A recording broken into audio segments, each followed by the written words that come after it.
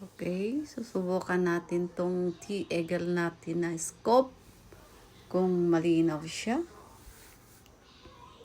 Yan, kinakabit natin sa M3 TAC. Yan o, bagay kaayo. Yan, ang sisilipin natin mga 200 to 300 meters. Ang layo po yung mga kabahayan na yan. Silipin, ayun o. Yan yung bahay na kulay red. Napakalayo niyan, mga 300 meters yan. Ganyan po kalinaw ang T-Eagle ng scope. Yun. So, zoom natin.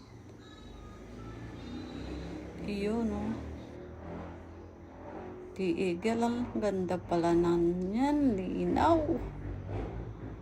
Bagay na bagay sa M3. Yan.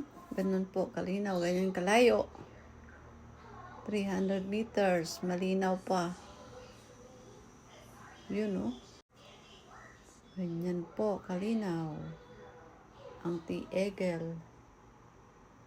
Okay.